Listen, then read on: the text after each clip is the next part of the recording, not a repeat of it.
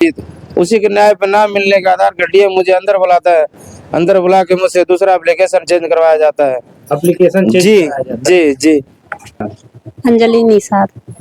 नमस्कार, एक बार स्वागत है आपके आवाज चैनल में। जो धर्मात्मा निषाद का मामला, आपको बता दें, राजनीतिक तुल पकड़ता जा रहा। तमाम नेता लोग आए, लेकिन परिजनों का कहना है, आइए सुनते हैं परिजनों की जुबानी।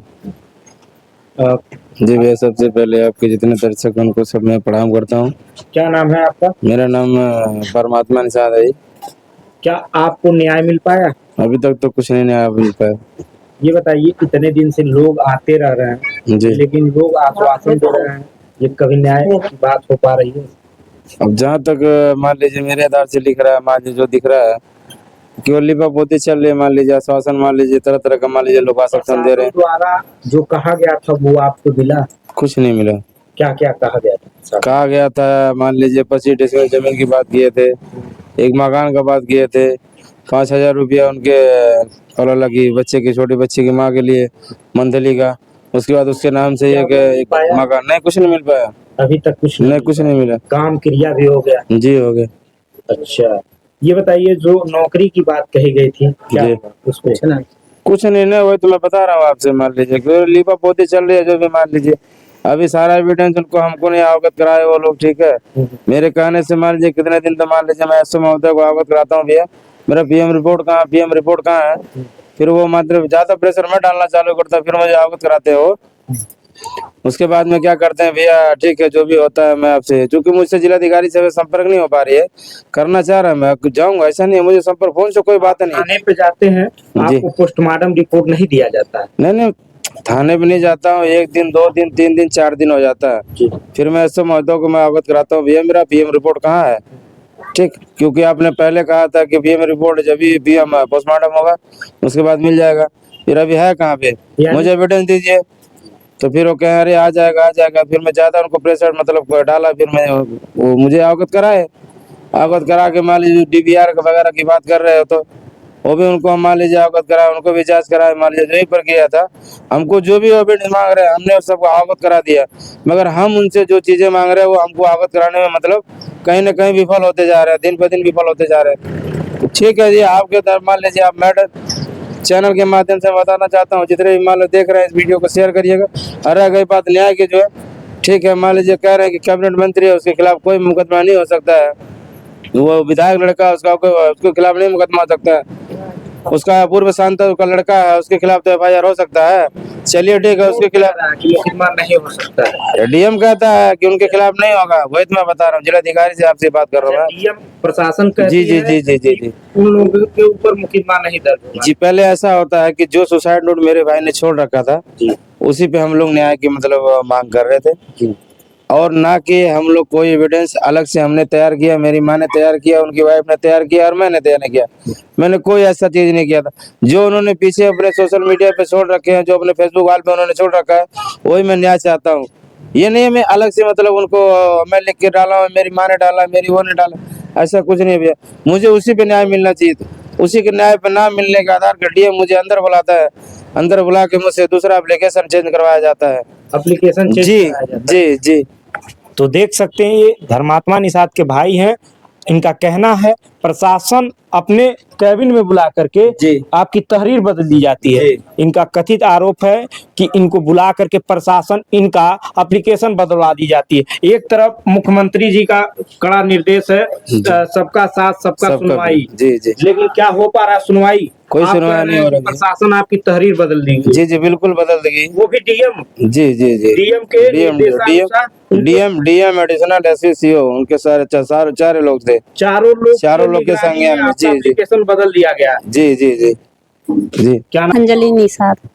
ये है धर्मात्मा निषाद की धर्मपत्नी। जहां पे आपको बता दें 16 दिन से लगातार, आज 17-18 दिन हो चुके हैं, लगातार लोग नेता सब हर पार्टी के नेता लोग आए।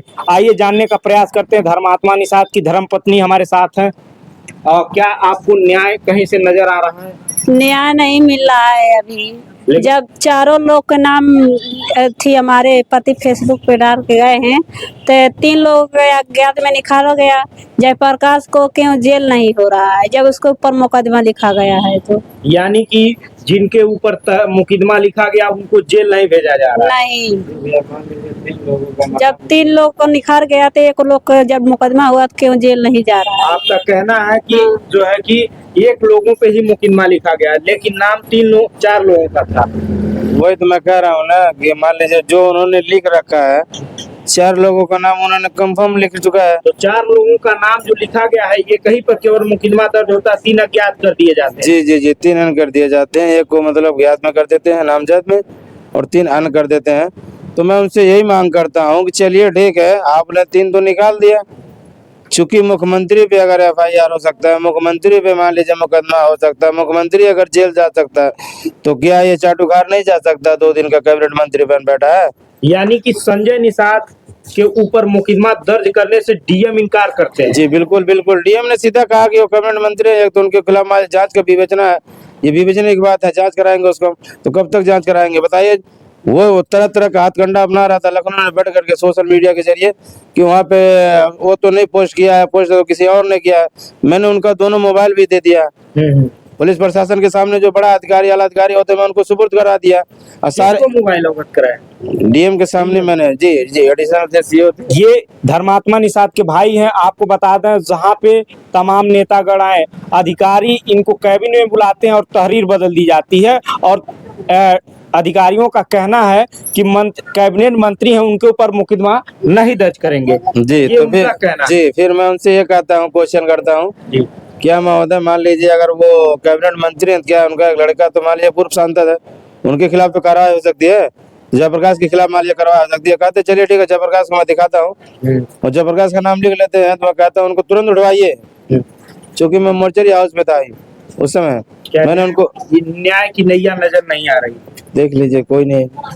आपको बता दें, धर्मात्मा निषाद का मामला, तमाम मुद्दे उठे, तमाम नेतागण भी लोग बयान दिया। आपको बता का निर्देश है सबका साथ सबका विकास। आप देख सकते हैं उनके ही शासनकाल में एक मंत्री पर किस तरीके से अधिकारियों का कहना है कि उनके ऊपर जब दिल्ली का मुख्यमंत्री जेल जा सकता है, उनके ऊपर कार्रवाई हो सकती है, तो यहाँ के कैबिनेट मंत्री संजय निषाद पर जब आरोप लगा है तो उसकी जांच होनी चाहिए, और जांच होनी चाहिए और परिवार वालों को न्याय मिलना चाहिए।